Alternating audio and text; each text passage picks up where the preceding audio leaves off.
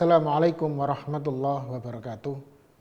Mahasiswa yang dirahmati Allah, saudara sekalian yang berbahagia. Alhamdulillahi haqqa hamdi, wa syukru lillahi haqqa syukrih, la hawla wa la quwata illa billah. Allahumma nusalli wa nusallim ala habibika wa rasulika Muhammadin wa ala alihi wa sahbihi ajmain. Saudara sekalian, kita pada kesempatan ini izinkanlah saya Gofar Ismail dari Universitas Muhammadiyah Yogyakarta akan menyampaikan materi dalam kuliah daring mengenai hakikat manusia dalam Al-Quran Al-Karim. Saudara sekalian yang dirahmati Allah, apa pentingnya bagi kita mengenal manusia atau mengetahui hakikat diri kita sebagai manusia? Tentu kita semua sadar dan yakin dan ingin bahwa hidup yang paling indah adalah hidup yang bahagia. Kapan hidup itu bahagia? Seringkali orang melihat ini salah. Dia seperti fata morgana. Kebahagiaan diukur dengan harta, dengan jabatan. Tidak.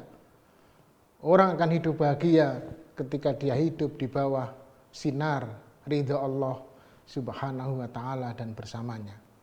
Apapun yang terjadi ketika seseorang itu bersama dengan Allah, maka hidupnya akan bahagia. Bagaimana agar kita senantiasa bersama Allah dan mengenalnya? Tidak ada jalan lain, salah satunya mengenal Allah itu dengan mengenal diri kita, mengenal manusia. Dalam sebuah pepatah dikatakan, man arafa nafsahu arafa rabbahu. Barang siapa yang tahu dirinya, maka dia tahu Tuhannya. Dan keindahan bersama dengan Allah itu adalah ketika kita memahami penciptaan diri kita, manusia ini. Untuk apa kita diciptakan? Dari apa kita diciptakan? Kemana kita nanti akan pergi? Dan kembali kemana? Al-Quran ternyata sudah membahas secara lengkap tentang diri kita manusia. Kita akan mulai dari definisi Al-Quran tentang manusia ini. Allah Subhanahu wa ta'ala memberikan nama pada manusia ini dengan 5 nama dalam Al-Quran. Mahasiswa sekalian yang dirahmati Allah. Yang pertama adalah nama Bashar. Apa Bashar itu? Ada lebih dari 20 ayat dalam Al-Quran menyebut kata Bashar. Misalnya dalam surat Al-Mu'minun ayat 33, A'udzubillahi minasyaitonirrajim. Ma hadza illa basyarum mislukum ya'kulu mimma ta'kuluna minhu wa yashrabu mimma tashrabun. Tidaklah dia kecuali manusia seperti kalian. Ia makan seperti yang kalian makan dan ia minum seperti yang kalian minum. Ayat ini menjelaskan bahwa bashar atau manusia itu makan dan minum. Dan ini siapapun termasuk Nabi dan Rasul, karena dia manusia, maka dia makan dan minum seperti kita. Karena fisiknya sama. Karena itulah maka bashar ini memberikan makna kulit, tubuh, atau sesuatu yang tampak secara lahiriah. Itulah namanya bashar. Sehingga manusia dalam nama bashar itu lebih dikenal secara fisik, atau manusia dilihat secara fisik atau jasad.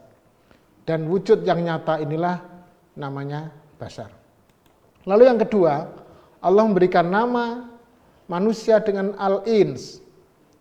Tidak kurang 16 ayat Allah nyebut manusia dengan ins. Ins ini punya makna jinak, harmonis, dan ins ini adalah lawan dari liar. Maka di dalam 16 ayat itu ketika Allah nyebut ins, pasti lawannya ada jin. Kenapa? Karena jin ini adalah makhluk yang halus, tidak tampak dan liar. Beda dengan manusia. Manusia mudah diatur. Karena itulah maka iblis itu diciptakan Allah bukan bagian dari manusia. Iblis itu bagian dari jin. Meski demikian, jin dan manusia ini oleh Allah diciptakan sama, yaitu untuk beribadah kepadanya. Wa ma khalaqtul jinna wal insa illa liya'budun. Dari ayat inilah, tentang nama ins inilah, manusia itu punya nafsu dan manusia punya akal. Yang ketiga adalah al-insan. Allah nyebut al-insan ini 57 kali lebih di dalam Al-Quran. Yang mana al-insan ini bentuk utuh dari manusia. Ya raganya, jasadnya, jiwanya, rasanya, kecerdasannya, ya IQ-nya, ya IQ-nya, semuanya itu jadi satu dalam diri, namanya al-insan. Makanya Allah mengatakan surat At-Tin, laqad khalaqnal insana fi ahsani taqwim. Jadi punya kesempurnaan manusia ini. Jin tidak ada karena jin tidak punya jasad. Tapi manusia itu jelas jasadnya sempurna. Yang ketiga, Allah nyebut dengan istilah an-nas, manusia. Ada 177 lebih tentang nama an-nas ini.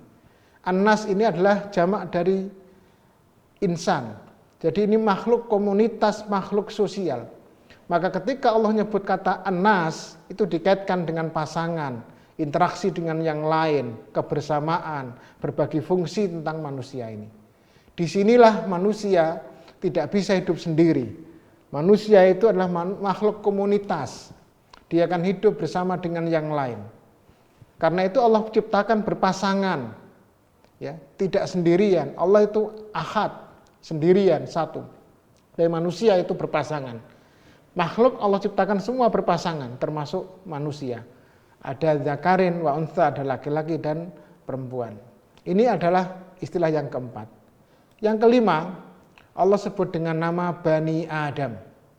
Ada 7 ayat, tidak kurang dari ini Allah nyebut manusia dengan Bani Adam.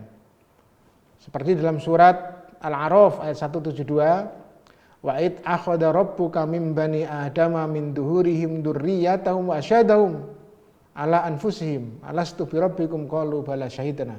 Ketika Tuhanmu minta kesaksian dalam diri mereka, bukankah aku ini Tuhanmu? Kita mengatakan benar, kami bersaksi. Dari sisi ini, mahasiswa sekalian, maka seluruh keturunan Nabi Adam itu sebenarnya fitrah, punya derajat yang sama. Semuanya adalah dari Adam, tidak ada dari yang lain. Dan fitrah itu adalah potensi untuk baik, potensi untuk berketuhanan hanya kepada Allah Subhanahu wa Ta'ala. Yang membedakan nanti adalah masalah sosialnya, orang tuanya dan lingkungan sekitarnya yang membuat dia berpaling dari fitrah ini. Karena itulah maka seseorang itu enggak ada perbedaannya di antara satu dengan yang lain. Dan inilah yang namanya SQ. Jadi dari Adam inilah seseorang itu menempati kefitrian, kesucian dirinya. Karena diciptakan dari satu tempat. Hanya kata Nabi, fa'abawahu yuhawidanihi, au yunasironihi, au yunajisanihi. Fungsi manusia, saudara sekalian, ketika Allah sudah menciptakan ini, kita punya 2 fungsi utama, meskipun nanti ada banyak fungsi yang lain. Yang utama adalah pertama, fungsi tunduk dan patuh beribadah kepada Allah. Wa ma khalaqtul jinna wal insa illa liya'budun. Jadi hakikat manusia Allah ciptakan itu adalah mengikuti, patuh kepadanya. Dan kepatuhan itu akan diberikan Allah kebahagiaan baik di dunia maupun di akhirat. Lalu yang kedua, fungsi manusia adalah mengurus dan memakmurkan bumi. Mengapa manusia bukan yang lain? Karena manusia yang diberi kecakapan. Manusia ini yang diberi Allah keistimewaan, kesempurnaan. Segi khalifah mengurus dan memakmurkan bumi. Kenapa tidak makhluk lain? Karena yang lain tidak diberi kecakapan seperti manusia. Karena itulah maka Allah kemudian memuliakan manusia ini, manusia makhluk yang paling mulia. Walaqad karramna bani Adama wa ja'alnahum fil barri wal bahri. Kami sempurnakan seluruh anak Adam. Kami tempatkan mereka di daratan dan di lautan. Wa razaqnahum minat thayyibat, dan kami berikan mereka rizki. Wa faddalnahum ala katsirin mimman khalaqna tafdhila, dan kami berikan keutamaan daripada makhluk yang lain. Inilah keutamaan kita manusia. Karena itulah hadirin sekalian, para mahasiswa rahimakumullah, Kita perlu tahu mengenal diri kita, betapa Allah menjadikan kita ini makhluk yang paling sempurna. Dan kesempurnaan itu dilihat dari bagaimana ketaatan kita kepada Allah dan bagaimana kita mengelola bumi menjadi khalifah di muka bumi, memimpin manusia yang lain. Semoga Allah memberikan kita kebaikan. Ihdinas siratal mustaqim. Wassalamualaikum warahmatullahi wabarakatuh.